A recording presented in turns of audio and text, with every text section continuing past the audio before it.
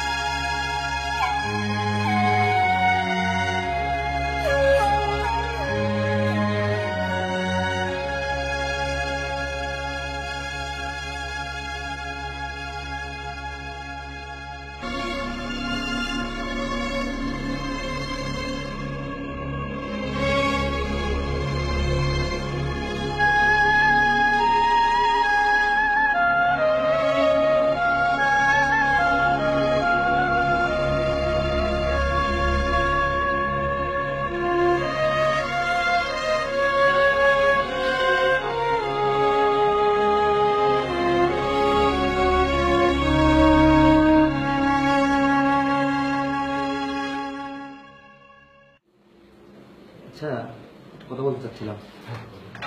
এইমাত্র যে বোরকা পরা মেয়েটি গেল, এর নাম কি? কেন? না মানে উনি কি প্রতিদিন আসেন? না, মাঝে মাঝে আসে। আচ্ছা, কবে কবে আসে? ছুটির দিন বাদে যে কোনো দিন।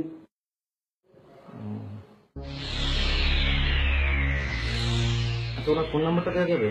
না, দরকার থাকলে বলেন, ঠিক সময় মতো পেয়ে যাবে। তবে 2000 টাকা লাগবে। আচ্ছা, কবে আসবো? কালকে আসেন। আচ্ছা, আপনাদের ফোন নাম্বারটা কি পেতে পারি? হ্যাঁ, আমাদেরটা দেওয়া যাবে।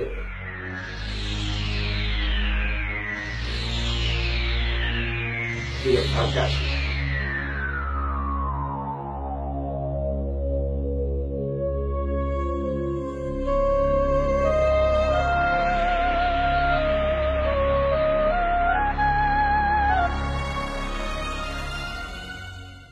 তোমার একজন গেস্ট আসছে, কালকে বললাম না?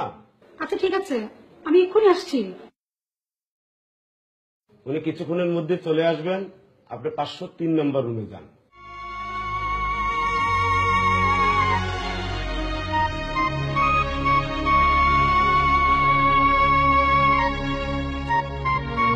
আবার 503 নম্বর রুমে চলে যান।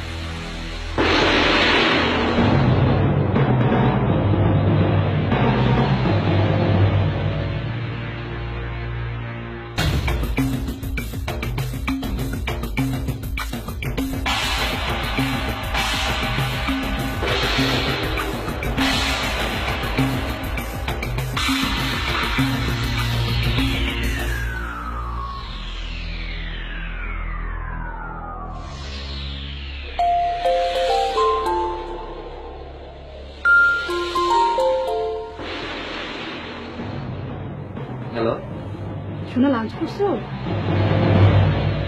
এই শোনো, আমি একটু হসপিটালে যাচ্ছি। হাসপাতালে? আর কি হয়েছে? কেন, তুমি জানো না?